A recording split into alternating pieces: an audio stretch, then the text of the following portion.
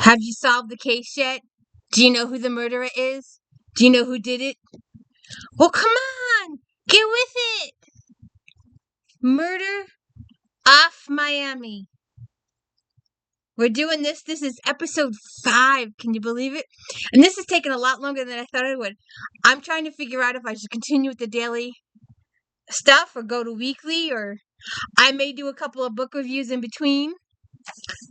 Miss Smoke! So anyways, this is the D. Louise book series. I'm Christina K-S-T-I-N-A.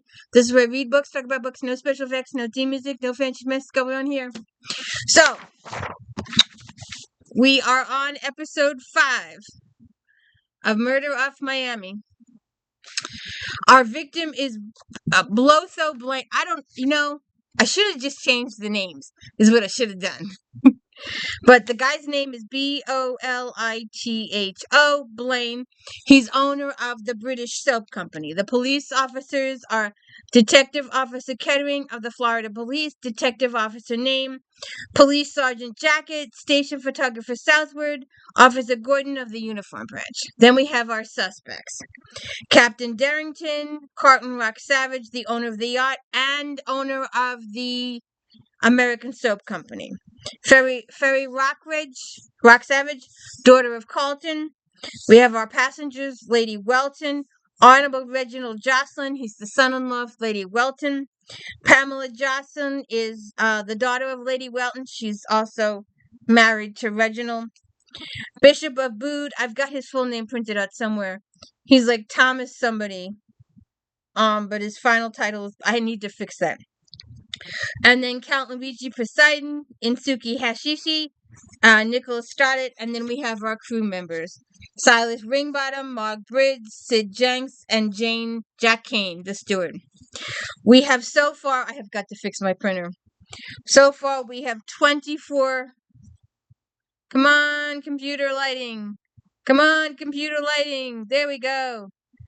We have 24 documents so far.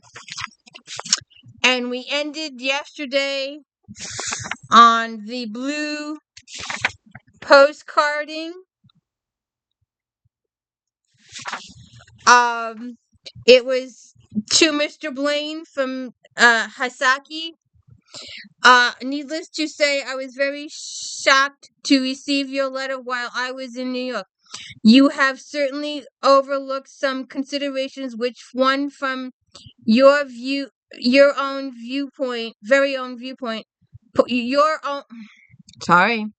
point of view, certainly extremely important, and guile apart from you, quite apart from my own interest in the matter, I consider it highly desirable that you should know the consequences of your actions you contemplate before confirming with Mr. ROCKSAVAGE. I shall be in my room until 8 o'clock, but would prefer to discuss the matter in your room. Please, therefore, let me know what time I may meet with you, Mr. Hayashashi. Okay. So then we get, and it's kind of attached here.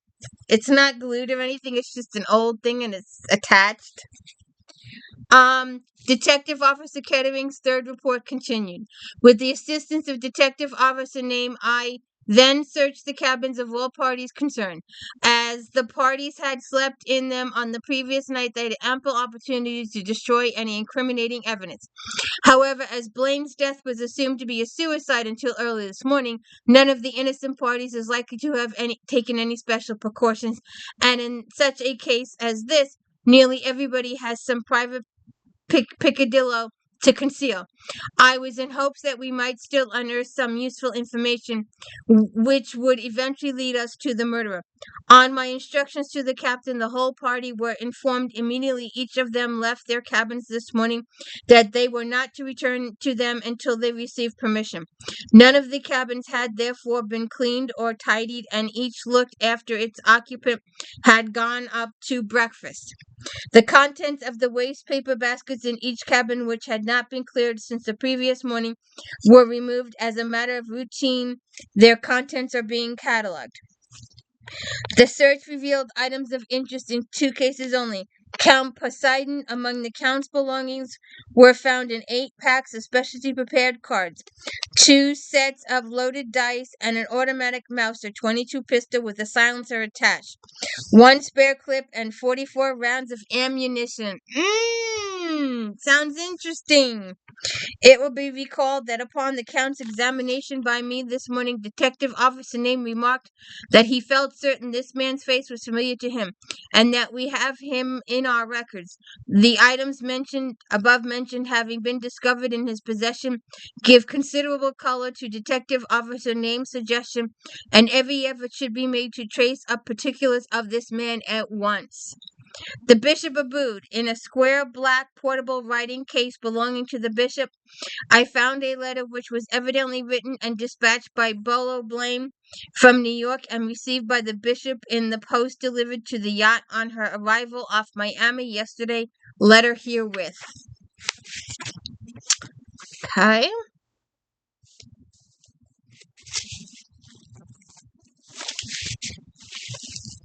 Get this up. This is all tied by paper, by the way. Alright, so this is the letter.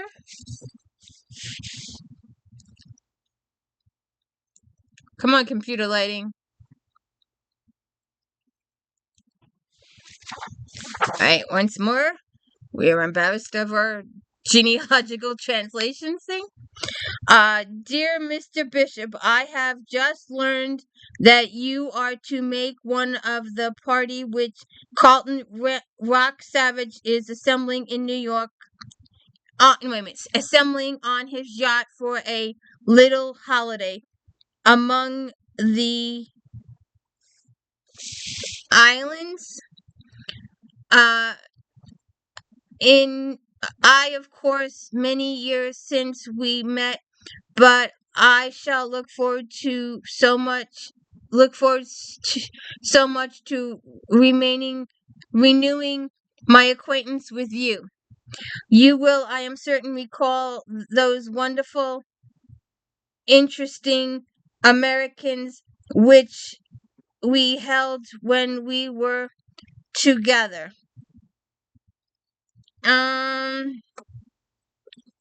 Maybe that was connections. When we were together for a little time during the war, we established then a wonderful and I feel never to be forgotten friendship. I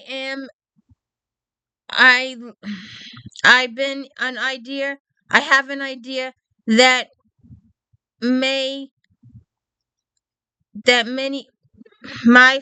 strange and unusual things are likely to take place if Rockbridge yacht we put into. I am just embarrassed as all hell. And honor strange the recurrences. Maybe I feel that you will then keep in mind that we very good friends we are. I value your friendship more than I can say, and from your past infusions of esteem, it makes me happy to think that you value mine equally highly. Yours, Richard Blaine. Come on, computer lighting.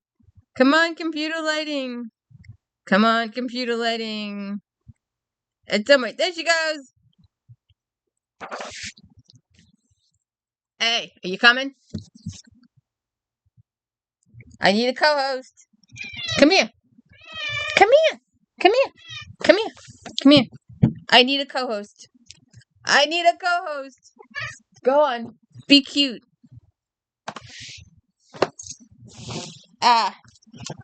Sorry.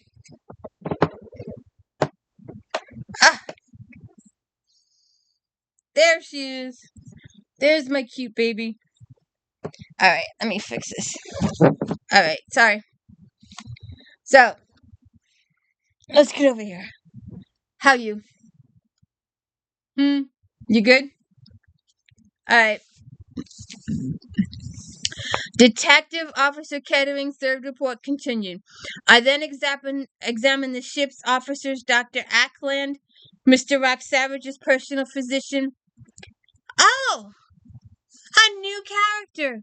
who has not previously been mentioned. You know, I keep having to update my little slides.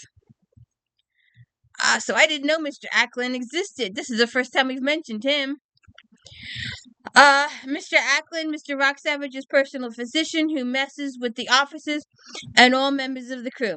I am satisfied none of them could have had any connection with the crime, and take it you will not require detailed reasons for my conclusions.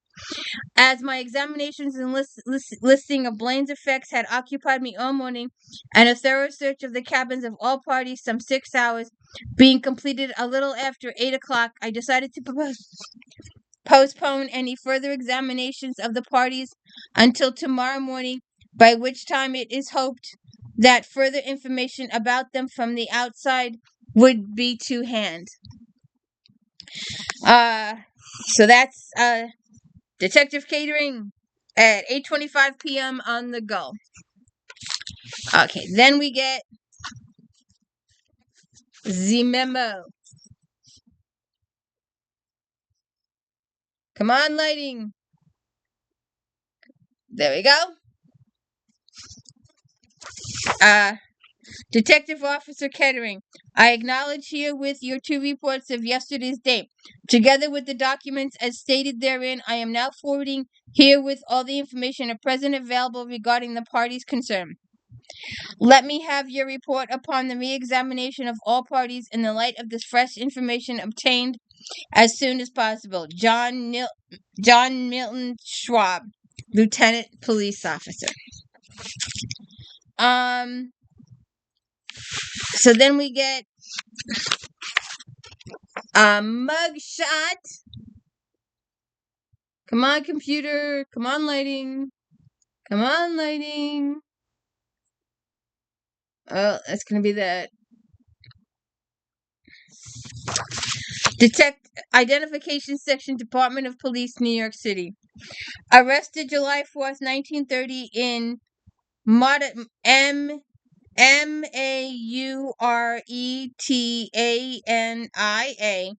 on ship's arrival in New York. Sentenced 18 months for fraud. Served 15 months Sing Sing. Ooh, that's a bad police. That's a bad police. Then released for good conduct November 10, 1931.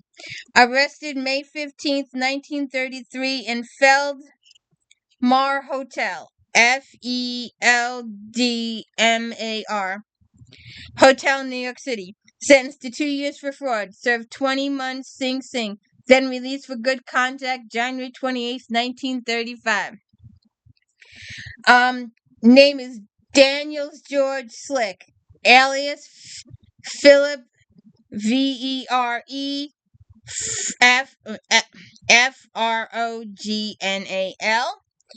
Henry de Blasco, Count Devenuto, and George Gordon Carr. All of this information on our suspect. So, wait a second. Gee whiz, turn your back on me. Hold on. Are these the same guy? Or am I wrong? Do I need to go through my files again? Am I wrong or am I right? I have to check. I won't know until I read the next section. I'm just going along with you. I'm not. So, it says, name is George Daniels. U.S. citizen, 42, medium brown, nil, whiskers nil. So, shoot. Somebody's pissed. You see this tail going a mile a minute over here?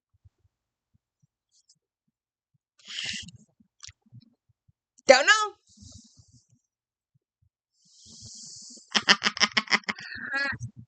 Did you just growl at me? Did you just growl at me? Are you mad? Why are you mad? What did I do? She pissed. Peculiarities: Italian extraction, good-looking Latin type, often poses as foreign nobleman. Always smartly dressed, but never flashy. Gold signet ring on small finger, left hand. Trades Atlantic ships. Personal associates: Harry C. Rand, Mike Doolin, Filippo Concetti, Angela Fordman. Carries gun, but never been known to use it.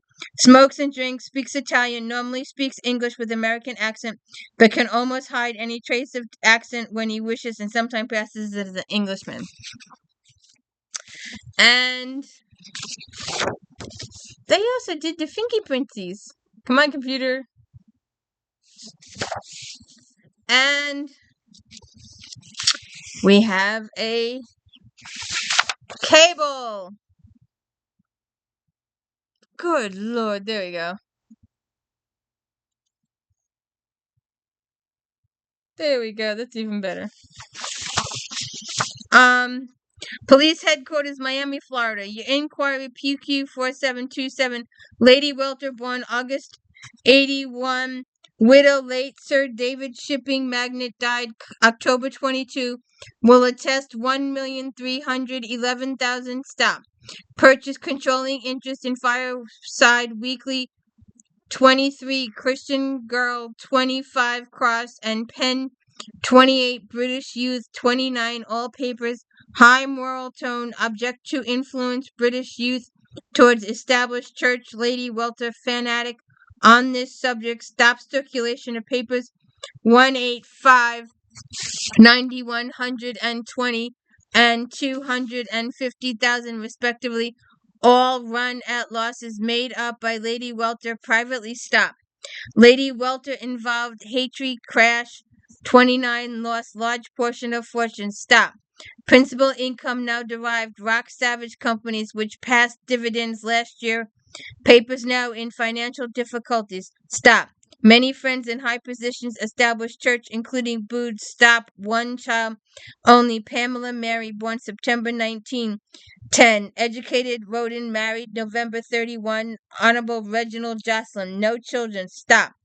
Miss JOCELYN, no information except above. Non-stop. Reginald JOCELYN, born May 1922. Second son of Earl CROCORM. Educated, Eton and Cambridge. Entered stockbrokers Renfall and Halkett 1925. Motor salesman, Rendell Company 27. Kewen Advertising Company 28. Publicity Department, Pinnacle Films 30. Married Pamela Welton 31 and entered Lady Welter's publishing house later. Became her personal advisor. Stop. Not well regarded by families. Stop. No personal fortune as far as discernible. Stop. Written for debt many occasions between 23 and 31. Stop. Apparently provided for since by Lady Welton. Stop. Nicholas Stoddart, no information. Stop. Bishop of Bude, born 21, educated privately and Cardiff University. Entered church 92 from 95. Contributed many articles, general press on church affairs. Stop. 99 in 19. One served as Padre South African War, 1417 World War, then sent home, involved unsavory scandal with troops. Escaped publicity as inquiry held in private, at which Bishop exonerated on all charges. Appointed suffragan Bishop September 23. Stop. Bishop of Bude, March 29. Stop. Bartholomew Blaine, date of birth unknown. Age approximately 48. Believed to have arrived Europe with Australian forces during World War. Stop. First came into prominence as financier 23. Stop. Termed by press mystery man of stock exchange. No photographs ever published. Stop. Lives as recluse, Benwood, Coburn, Surrey. Rarely visits London offices. Transacts businesses by telephone. Stop. Blaine Company shaky at moment. Shrewd observers believe him due crash. Stop. Count Poseidon, no information available. Stop. Chief Inspector trying records, Scotland Yard.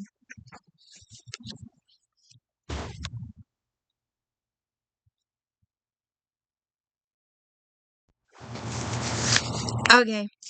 I'm not very good at reading telegrams, am I? Alright. Let's do this next one. Uh, Intelligence Section, Police Headquarters, Miami, Florida. September 3, 1936.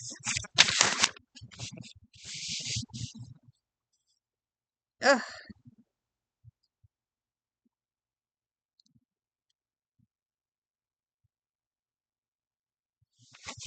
Okay. Only information available at the moment regarding Carlton, ROCKSAVAGE, and his daughter. Mr. ROCKSAVAGE from Who's Who in USA, 1936. ROCKSAVAGE, Carlton Henry, born Detroit, December 17, 1876. Third son of late Theodore Henry and late Rosa Emma, 1912. Antoinette Gloria died 1928. Of late Julius C. Pritchard of Bridgeport, Connecticut. One educated Rood College and technical schools.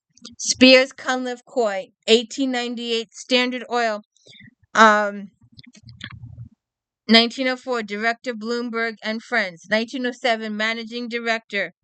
1909. President Bloomberg, ROCKSAVAGE, 1912. Chairman and Managing Director of Grand Ole Soaps, 1915. President Denton Brothers in 1916. Formed Senate Toilet Preps, 1918.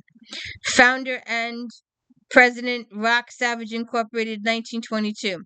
ROCKSAVAGE continues, 1933.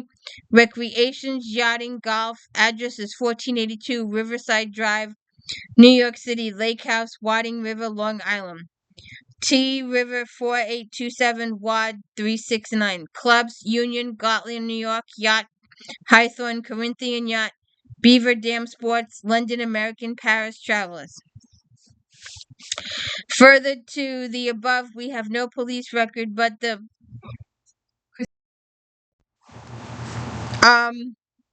Further to the above, we have no record, but the following details are based on general information. Carlton ROCKSAVAGE came of a respectable middle-class family, but a younger son, and had to make his own way. On finishing his education, he entered the soap firm of Spears Cunliffe, and 6 years later transferred to Standard Oil, in both of which he gained considerable general experience. He left the latter to become a director, again in soap, of Bloomberg Friends, a small company of which he soon became the moving spirit. His rise to eminence as financier dates, however, from his marriage with Antoinette Pritchard in 1912. Her father put up the necessary capital, and the firm was recognized as Bloomberg Savage in the autumn of that year, with ROCKSAVAGE as president. The company secured large contracts from the Allies for supplies in the early stages of the war, and it was in order to take advantage of the war contracts that ROCKSAVAGE assumed the chairmanship of Grand Ole Soaps, which had their headquarters in Paris. In 1915, the following year, he became president of Denton Brothers Incorporated, and by that time his financial interest was spreading in every direction. Early in 1918, he formed Senior Toilet Preparations to handle other lines allied to the soap industry, and the conclusion of the war, he was reputed to be worth a very considerable fortune. His company suffered somewhat in the after-war slump, but various retrenchments were effected, and his business continued to develop in all parts of the world until the Depression set in. 1932, however, found him in very serious difficulties, and it rumored then that he might go under. His original partner, Moisten Bloomberg, died in November of that year. The cause found in his the cause of death was never cleared up quite satisfactorily. He was found dead in his office chair one afternoon, and poison of a subtle variety, which would leave a little trace, was suspected. It's believed, however, that if this was the case, the poison was self-administered, as Bloomberg, in addition to having a large, expensive family, had lived in the utmost extravagance for many years, and had come to the end of his financial resources. No suspicions attached to ROCKSAVAGE in this matter, although he was present in the same block of offices at that time. After his partner's death, he reorganized as ROCKSAVAGE Consolidated in January 1933, and then succeeded in bringing his companies through depression. He has, however, never regained his financial strength, and last year he has shown a steady decline in the shares of those concerns in which he was interested. And this was largely due to the pricing war with Bartholomew Blaine. The final one is Miss FERRI ROCKSAVAGE, only child of the above, born October 5, 1913, educated her school, Long Island, Munich, and Paris, prominent socialite, and member of the New York Smart Set. On her return from Europe 4 years ago, she at once became a press personality and fond of amateur acting, and has appeared at nearly all smart charity shows in recent years. Much photographed and credited with numerous love affairs. There are grounds to suppose that the Wendell Norton marriage was broken up on her account. Although she's not cited as co-respondent, last fall she consistently in the company with well-known film star Jack Houghton, and there were rumors of her engagement to him at that time. But nothing came of this. She often accompanies her father upon his yachting trips and does hostess at big private event entertainments, which he gives in New York. And so that's the end of this intelligence section. Then we've got a Western Union telegram. Police headquarters, Miami, Florida. INOSUKE Hayashi, native of Nagasaki, educated Oxford, age 35, stop. Has negotiated many commercial transactions for Japanese government, stop. Believed acting at moment a Shikoku Products Company who have big dealings with Office of Interior Supplies, stop. Takashi Information Bureau.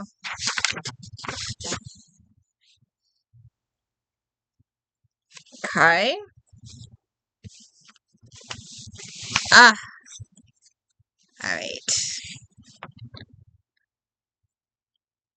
Alright, wait a second. Ugh.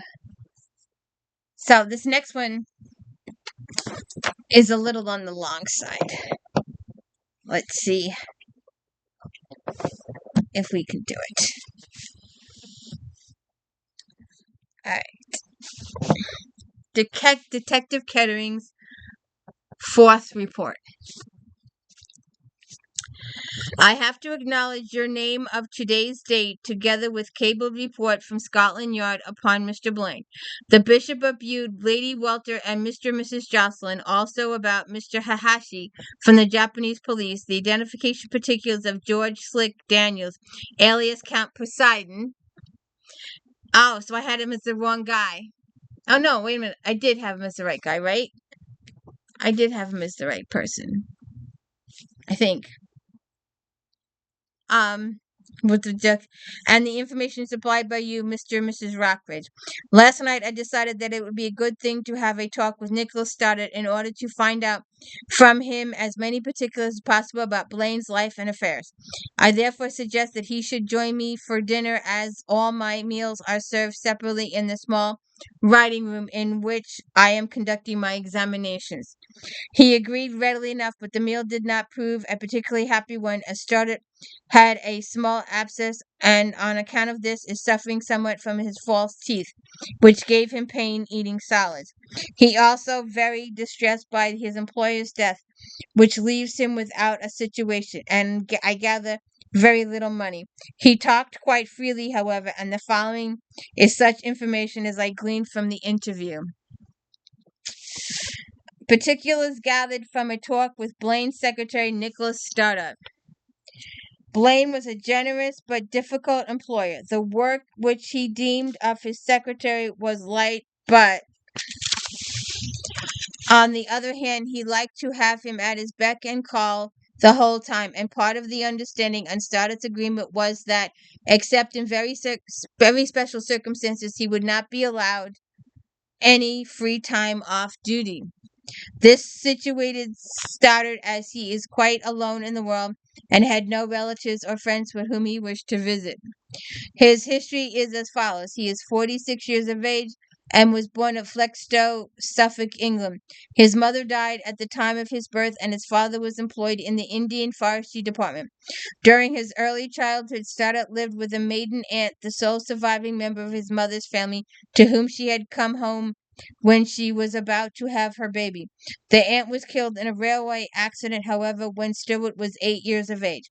So he was sent to a boarding school in Flexstowe, and he never saw his father, except during 4 periods of leave at intervals of several years until he was 16, when he left school and went out to live with his father in India.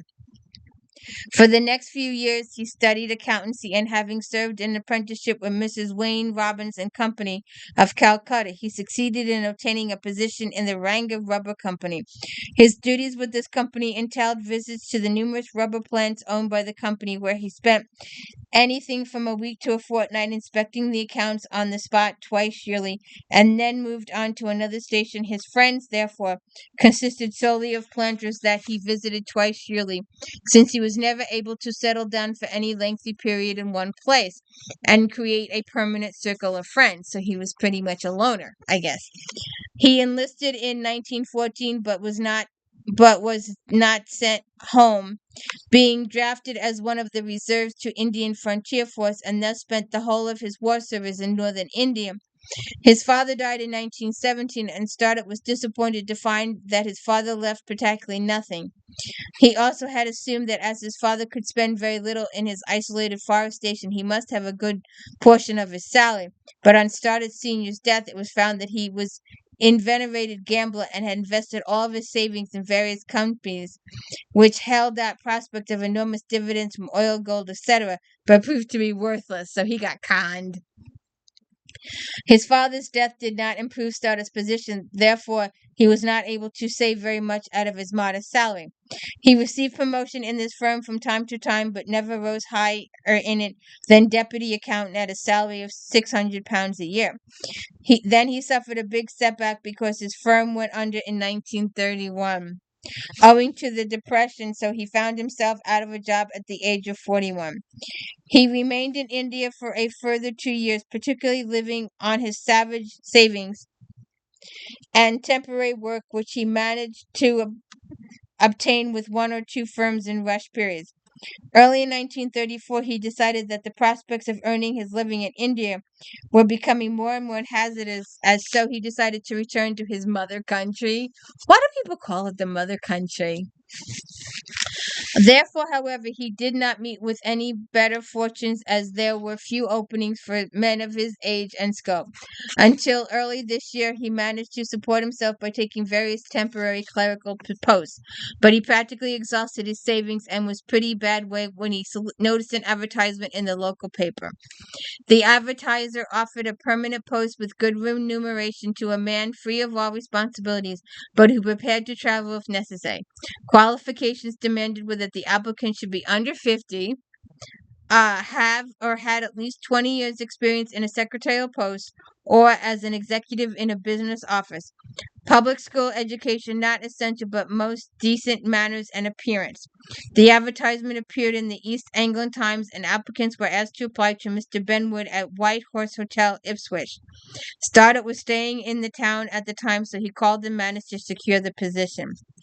Benwood explained that his real name was BOLITHO BLANE, but he had not advertised under his real name in order to avoid unnecessary publicity. He took Stoddart off the next day to his home at Holborn, Surrey. For the next fortnight, Stoddart acted as Blane's secretary, but his duties were very light, as Blaine did nearly all of his business over the wire and never went to London. Stoddart, in fact, was never even called on to visit London offices of Blaine Companies, nor did he meet any of Blaine's executives, as during this period none of them came to see him. In the later part of February, Blaine informed Stoddart that they would shortly be leaving for the United States and explained the reasons for his decision to make the trip. By that time, Steward, of course, had acquired a certain knowledge of Blaine's situation and his financial position, so he was competent to undertake the secretarial work which Blaine gave him on the voyage over. Steward says himself that it seemed queer, Blaine should take on complete stranger for this job of secretary with very little knowledge of him. But he thinks that Blaine already had the American chip in mind when he engaged him and anxious to have somebody with him who is capable of doing the odd jobs in connection with his journey and at the same time competent to take accurate notes of his conference with ROCKSAVAGE. Yet someone completely outside his business so that there could not be any possibility of leakage of information. Okay, so he wanted someone who could keep his mouth shut. Detective Office Kettering's fourth report continued. This morning, immediately I received the outside information upon various members of the party. I proceeded to a new analysis of the situation and composed a fresh draft for possible motives. Possible motives. Miss Jocelyn, none as far as I know. Count Poseidon, none as far as I know at the moment, but the Count is now identified as ex-convict Slick Daniels, so I hope to be able to make him talk, as there was some special reason for Reginald Jocelyn having asked him on board when he was quite unknown to the other members of the party. Mr. ROCKSAVAGE, strong motives to do away with Blaine, as pointed out in previous analysis, this becoming even stronger on confirmation of the precarious situation of the companies. Bishop BUDE, none as far as I know.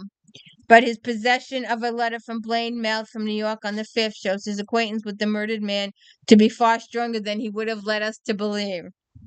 Lady Welter, motive in her case, which was weak in our first analysis, is considerably strengthened by the cable from Scotland Yard, in which it appears that she has been expanding portion of her fortune for numerous years in supporting the non-commercial group of the papers.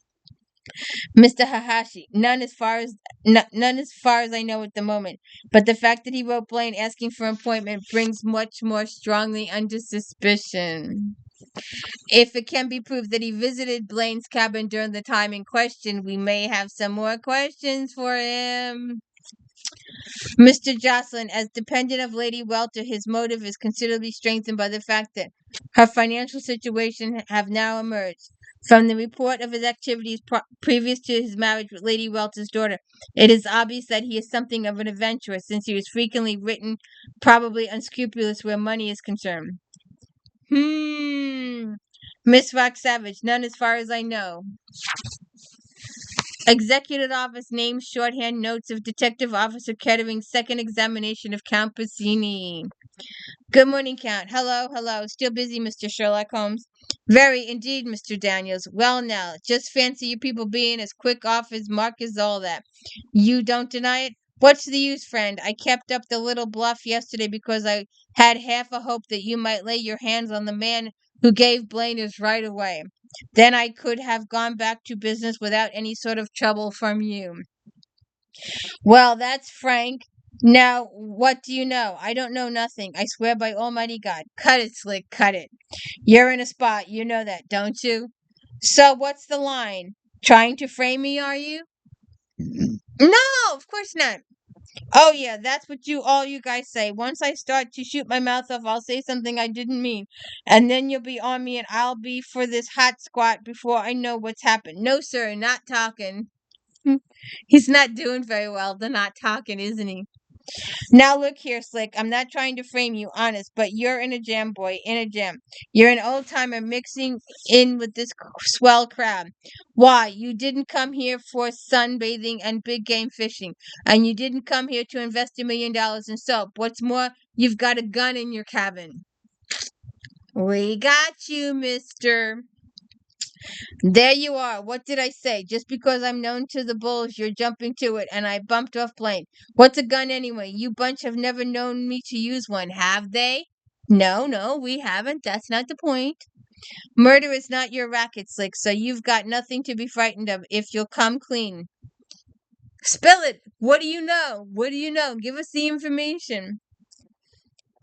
You've said a mouthful. If you don't get the right guy, you'll get the wrong rather than fall down on your job, and having me on board makes easy money. You know how things pan out, Slick. It's a bad break, but that's just how it might be. Well, you play ball with me if I play with you. Oh, sure I will, Slick. I know you didn't do it. You're a con man and a sharp. This isn't your racket, but you've got to tell me just what you know. Okay, shoot the questions. You were in the lounge till 7:45 the night before last with Miss Jocelyn. Then, according to your previous statement, you both went below together. You turned up in the lounge again at 25 after 8. It doesn't take a man 40 minutes to change his clothes. So what were you doing during that time period? What were you doing? Well, it was this way, Chief. The dame's sweet on me. Which dame? Why, Miss Jocelyn. She's a good looker, too, but I make it a rule never to mix business with pleasure. So you were here on business. Come on, fess up. There you are. What did I say? You'll have me on the hot squat before I know which way I'm walking. You bulls are all the same. Oh, forget it. Go on. You say this dame is sweet on you. Yeah, she made just one darn nuisance of herself ever since the day after we put out from New York. Oh, Count, it's such a lovely day. Would you carry my rug up to the sun deck? Oh, Count, don't run away. There's so many things I want to talk to you about. Oh, Count, you must go below, and then let's meet in the lounge before the others come up for cocktail. Well, it's all right when you want that sort of thing, but when you don't, some Janes give you the willies. She gives him the willies, really? I get you. Now let's get back to the night in question. Well, it was this way. We were talking in the lounge before ROCKSAVAGE and that fellow starter came in. I happened to mention that I had read a real good book, The Saint in New York. It was called by a guy named Charteria. When we came down the companionway, she said to me, "Oh, Count, I wonder if you'd lend me that lovely book you just finished." And she takes my arm and accompanies me along to my cabin. I hand her the book immediately. We got inside, but she wasn't going. Oh, no, sir, believe me, she wanted something more exciting than The Saint in New York. Down she sat on the edge of my bed and only engaged me in conversation. Only conversation? Really? Sure, haven't I been telling you? She sat there nearly half an hour, and even then I had my work cut out to get rid of her. Then I had to scram after she left, or I wouldn't have been changed in time for dinner. That's all there is to say. Fine, fine. Spell. Now I want to know why Reginald Jocelyn asked you to join this party in the first place. He fancies himself at poker, so he asked me along in hopes we'd be able to take a little school and brighten up the trip. Was he in it that you were a sharp? Well, no, I wouldn't say that. But he's no fool, that boy. Although I certainly took a wad off him when we crossed together in Normandy. He can see as far as most people, although he's no reason to complain. I wouldn't be surprised if he thinks my castle in Italy to be all that moonshine. Listen, Slick, he wouldn't have asked you to come along if he felt that way about you. And it's pretty obvious from what you said that he did. There must have been some other reason. Well, I don't want to talk about it. Well, what don't you want to talk about? Don't you think it would be better to do the talking quietly here with me than to some heartless cop you'll have to deal with later? You wouldn't do that, Chief. I would, and you know it. You're due for a first-class grilling, Slick, unless you come clean. If only you believe me, that's all I ask. I'll believe you, all right. Well, Jocelyn and I got friendly in Normandy, and one night I asked him if he ever did a job of work or just drifted around being the grand playboy all the time. He told me he was in Lady Welter's outfit, and from then on we got close to talking stocks and shares. He let it out that most of his ma-in-law's money was tied up in ROCKSAVAGE companies, and they hadn't been doing too well lately, because Bartholomew Blaine and his crowd had been hitting into them right and left. As the mention of Othello Blaine, I saw red. I never seen the man, honest Chief, I never have. But he did me dirty once that I'll never forget. He came on board the old Mauretania to see somebody off at Liverpool, and he noticed me among the passengers. He recognized me from a snapshot that had been taken on a previous trip when I got intimate with a friend of his. And well, you know my line of business, Chief. I had skimmed that friend of his good and grand. He tipped off the pursuer. The pursuer told me afterwards that he had. They watched me specially during that trip and caught me out. That was the first time, and the judge sent me down for 18 months in Sing Sing. Now I ask you, wasn't that just a devilish trick to play? It wasn't as though I had taken a wad off Blaine himself, but he must go and point me out to the pursuer as suspect, and that puts me behind bars. I've always sworn I'd get even with him. So, did you get even with him? No, Chief, no, you've got it all wrong. Didn't I say once a guy starts talking, he lets himself in? I didn't murder Blaine. I give you my word on it. I'm not suggesting that you did, but now you've got so far, you better give me the rest of the story because I'm curious to know what happened. All right. When I went off the deep end about Blaine, this chap Jocelyn become mighty interested and said to me, "Now, if you really like a chance to settle your account with Blaine, I can give it to you. A little party's being arranged in a fortnight time in Mr. ROCKSAVAGE's yacht for deep sea fishing, sunbathing, and some that sort of thing. Blaine is going to be one of the guests. Would you care to come along?" Well, I thought that over. I didn't give Blaine his. I swear I didn't. But that was the last thing in my mind. But it seemed a grand opportunity to get with the swell crowd like this. How's the luck been running? I haven't touched a card since I came on board. There's been a little mild bridge evening, that's all. What do you take me for anyway? Ah, hold on. Oh, Lord.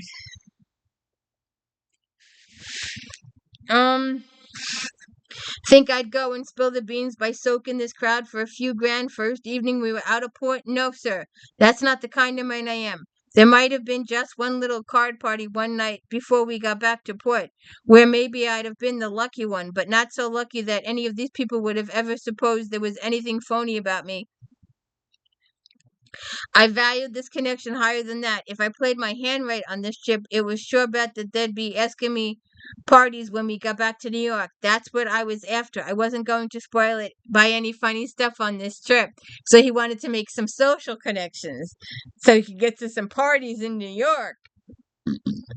Has Jocelyn said anything to you since you came aboard about the chance he'd given you to settle accounts with Blaine? Not a thing. I just took him at his word and came along, and if you want the truth, by the time we were one day out, I'd just forgotten every word about the conversation in Normandy. I was so interested in making these new hookups with the society crowd that I'd forgotten the Blaine thing. You do believe, though, that Jocelyn asked you aboard particularly because he knew that you had a grudge against Blaine? That's God's truth, Chief. God's truth. If you ask me, some fresh meat or something fresh must have happened to make Jocelyn so mad with Blaine that he sailed in and did the job himself before waiting to see if I'd act as catspur. All right, Slick, that'll do for now. I'll be seeing you. Detective Officer named shorthand notes of Detective Officer Kettering, second examination of the Honorable Mrs. Reginald Jocelyn. All right, we'll do this. Good morning, Miss Jocelyn. Good morning. Sit down, won't you? There are just a few more things I want to ask about that night before last. Thanks, but I've already told you all I know. Miss Jocelyn, I wish I could be quite certain about that. But aren't you? Why ever not? I don't know anything about Mr. Blaine's death at all. Maybe you don't, but I just want you to think very carefully. Forget anything which you may have said to me yesterday. Put it right out of your head, and I promise I won't hold it against you. I want you to tell me exactly where you were in this yacht between the time of your leaving the lounge with Count Posidi and returning to it changed for dinner on the night before last. I've already told you. I came below with the Count, left him at his cabin door, and went straight along to my own cabin. My husband can prove that because he was there, lying in his bath when I came in. Ever read a book called The Saint in New York by Leslie Catteris, Miss Jocelyn? Oh, I'm reading it at the moment, but I suppose you saw it in my cabin when you searched this whole ship yesterday. That's right. Where did you get it? From Count Posini. When? Well, as a matter of fact, it was the evening that we were talking about. He gave it to me just after we came below, and I took it to my cabin when I went to change. That's better. Now we're getting somewhere. How long did you stay at the Count's cabin? I was never in it. He went in and got the book and handed it to me at the door. Now, Miss Jocelyn, this won't do. I have no desire to pry into your private life. And if you've been having an affair with the Count, that's nobody's business.